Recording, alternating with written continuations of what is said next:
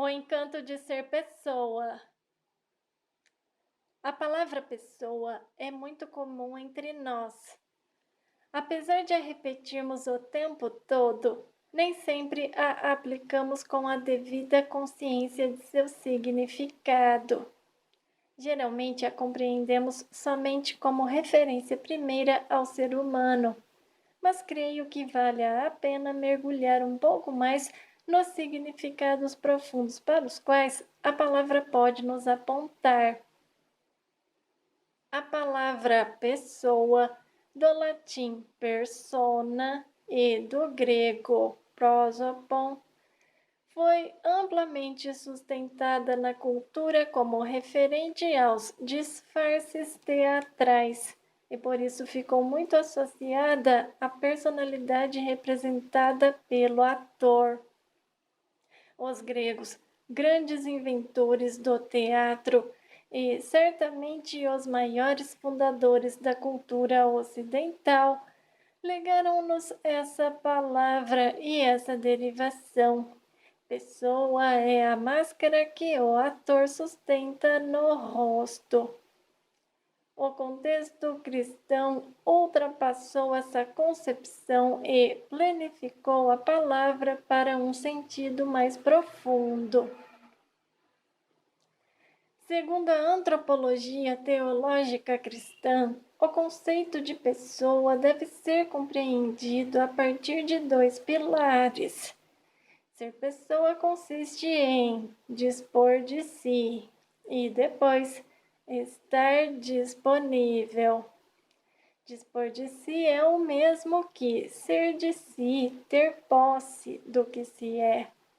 Esse primeiro pilar refere-se diretamente a tudo aquilo que já mencionamos a respeito da subjetividade. O eu primeiro, o irrenunciável que nos caracteriza em nossa singularidade.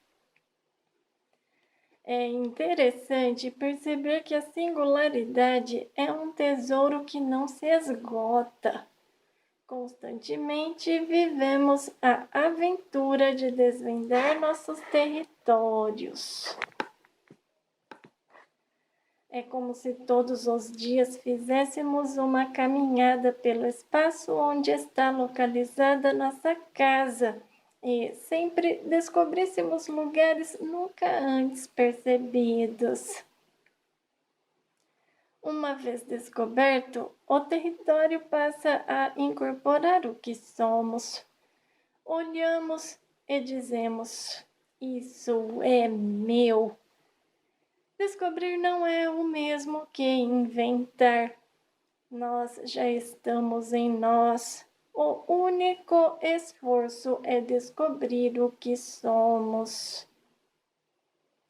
Isso traz ao conceito de pessoa uma dinâmica que nos possibilita dizer que, enquanto estivermos vivos, estaremos constantemente aumentando nossa propriedade.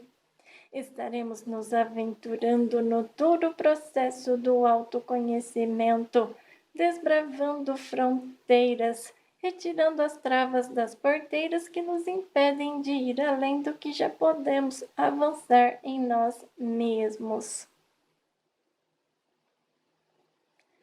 Cada pessoa é uma propriedade já entregue, isto é, dada a si mesma, mas ainda precisa ser conquistada. É como se pudéssemos reconhecer: eu já sou meu, mas preciso me conquistar, porque, embora eu tenha a escritura nas mãos, ainda não conheci a propriedade que a Escritura me assegura possuir. A disposição de si é dom.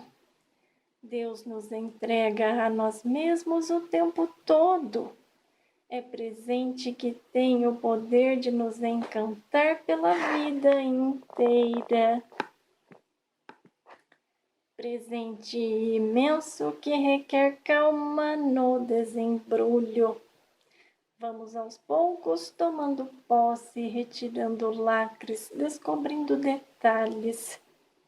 Tornar-se pessoa é aventura constante de busca, e o resultado dessa busca é a disposição de si. O segundo pilar do conceito de pessoa consiste em estar disponível. O que dispõe de si estabelece relações. Depois de assumida a propriedade, aquele que se possui passa a ter condições de receber visitas. Ser visitado é também um jeito de reconhecer o que possuímos. A presença do outro nos indica o que somos. O encontro nos diferencia num primeiro momento para depois nos congregar. No processo da diferenciação está a posse de si mesmo. Olhamos para o que o outro é e descobrimos que não somos o outro. Já no processo de congregação, somos desafiados a unir o que somos àquilo que os outros não são. O contrário também é verdadeiro. Unimos o que ainda não somos àquilo que os outros já são. Somos semelhantes às tramas dos teares. Os fios se entrelaçam para juntos formarem o tecido. Em suas cores diversas, eles não deixam de ser o que são. Outro exemplo torna interessante o mundo das palavras. Uma palavra na solidão tem um significado particular. Quando colocada no contexto da frase, porém, ela amplia a sua capacidade de significar. É o abraço das palavras que gera o significado da frase. Ser pessoa é, antes de qualquer coisa, ser uma palavra para depois ser frase. Nisso consistem os dois pilares do conceito de pessoa. Possuir-se para disponibilizar-se. É a vida na prática, é a trama da existência e sua riqueza insondável. Encontros e despedidas, passagens transitórias, chegadas definitivas. Vida se desdobrando em pequenas partes. Eu me encontrando, surpreendendo-me, como se ainda não soubesse nada sobre mim. Eu misturando minha vida na vida do outro, encontrando-o, permitindo que nossos significados nos congreguem.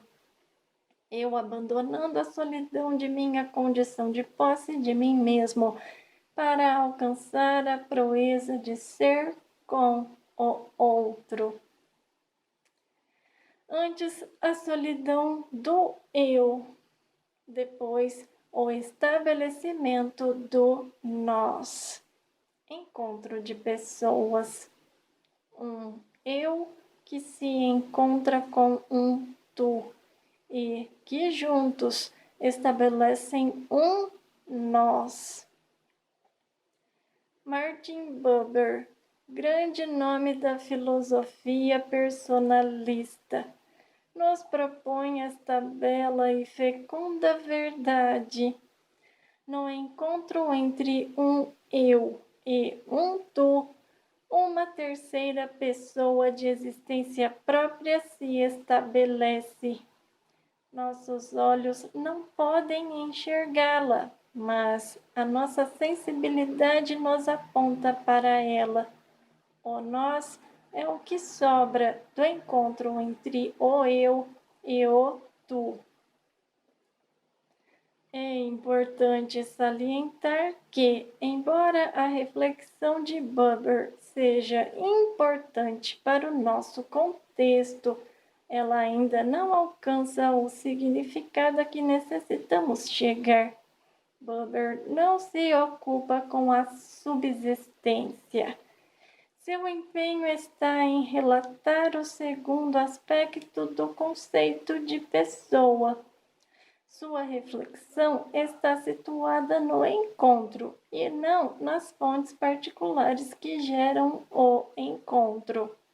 Este avanço quem o faz é Zubiri, que salienta a necessidade de pensar a relação humana a partir do momento da subsistência, para depois chegar aos encontros e atos dela surgidos.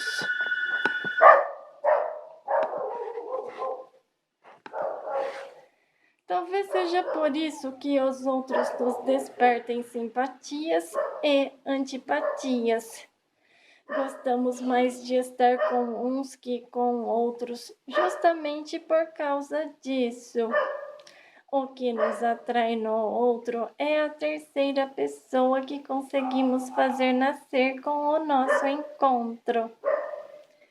Esse processo de agregação possibilita ao ser humano o crescimento de seu horizonte de sentido. Tornamo-nos mais ricos com a presença dos que nos agregam. Relações saudáveis são relações que nos devolvem a nós mesmos e, o melhor, devolvem-nos melhorados. O outro, ao passar pela nossa vida, encontra-se com nossa subjetividade. Ao estabelecer conosco uma relação, ele está nos permitindo adentrar o seu território subjetivo. Esse encontro faz surgir uma terceira pessoa, o nós. Respeitadas as subjetividades, isto é, as pessoas não deixam de ser elas mesmas. O encontro humano alcança o seu poder de integrar as partes, enlaçando-as sem que elas se confundam. O amor talvez seja isso. Encontro de partes que se complementam, porque se respeitam e, no ato de se respeitarem, ampliam o mundo um do outro. O recém-chegado não tem o direito de reduzir o mundo de quem se deixou encontrar. O amor não diminui, mas multiplica. As caricaturas do amor são prejudiciais porque fazem absolutamente o contrário. Diminuem o horizonte, restringem, aprisionam, sequestram. Em nome do amor, cometemos atrocidades. Amarramos os outros em nós porque nos equivocamos na compreensão do que consideramos ser amor. Amar não é fazer do outro nossa propriedade. Ninguém é tão completo que seja capaz de preencher totalmente as necessidades do outro. É absurdo pensar que nós possuímos todos os elementos de que o outro precisa para o seu crescimento. Por isso, há modalidades de amor. O namorado que chega não tem amor de pai para oferecer. Por isso não terá o direito de afastar a menina de seu pai. Ele não tem amor de mãe, de irmão. Ele é portador de um amor novo que chegou e por isso encantou, mas não é o amor único. Ele é recém-chegado e ainda que a menina não tenha sido amada o suficiente em casa, o amor de que ela dispõe na família é muito importante para que continue se construindo como pessoa. É nesse momento que necessitamos de muita sabedoria para não nos prejudicarmos com nossos amores. O risco do sequestro está na pretensão do novo que chegou. Ele não pode desconsiderar o mundo particular e subjetivo construído antes de sua chegada. Sua presença deverá enriquecer e não o contrário. Vivendo a condição de novo que acaba de chegar, seu papel será, num primeiro momento, observar. Amar é, antes de tudo, conhecer. É investigação da história, dos sentimentos, dos desejos, medos e anseios. Só quem ama tem disposição de ir além da superfície. No aprimoramento da visão que temos do outro, seremos capazes de identificar o quanto amamos, ou não.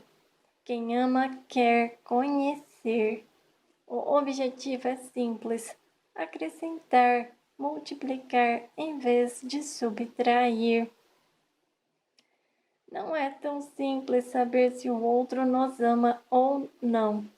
Mas há uma pergunta que podemos nos fazer e que contribuiria para que nos aproximássemos de uma resposta. Depois que ele chegou à nossa vida, nosso mundo diminuiu ou dilatou-se? Sempre que alguém chega à nossa vida, nunca vem sozinho. Ele traz o seu horizonte de sentido, pessoas, coisas, valores, ideias. Traz o alicerce que o faz ser o que é. O exemplo é simples e nos ajuda a entender. É impossível comprar uma casa só com as paredes e acabamentos. Não é possível transplantar uma casa. Se quiser a casa, terá de ver o local em que ela está construída. Comprar uma casa pronta exige uma atenção muito especial. É preciso que estejamos atentos quanto à sua localização, vizinhança, alicerces, paredes, acabamentos. Para qualquer mudança que queiramos fazer, teremos que considerar a sua estrutura fundamental. Casas e apartamentos são construídos a partir de alicerces, paredes e vigas de concreto. As paredes podem até sofrer alterações, mas as vigas de concreto terão que ser respeitadas. Retirar vigas é prejudicar a sustentação da construção.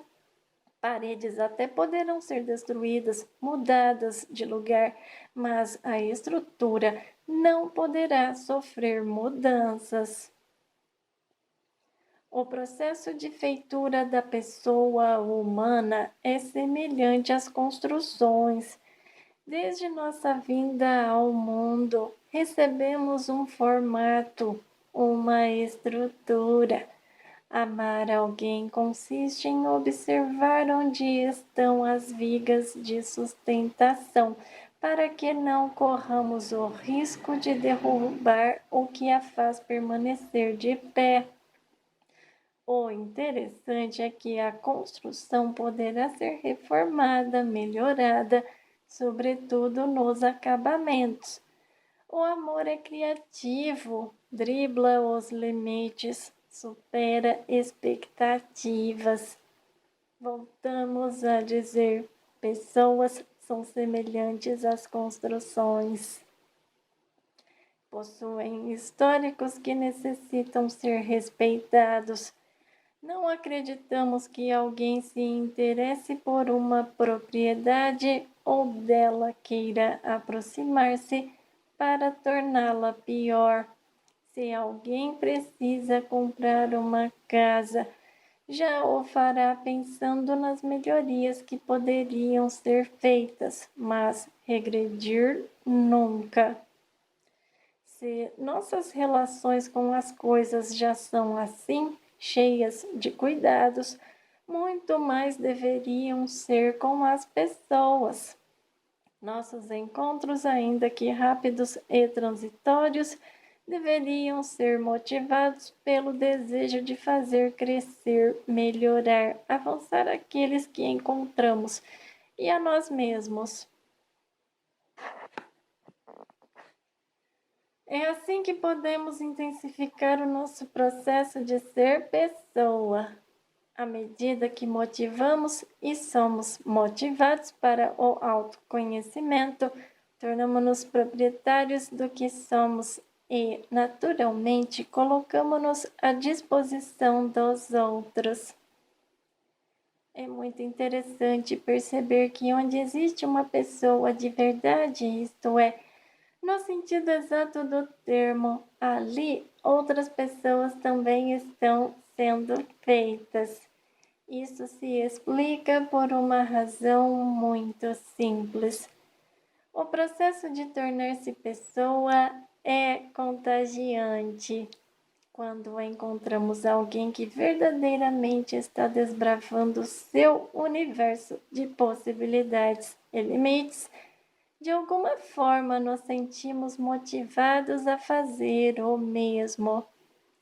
Não me leve de mim, leve-me até mim.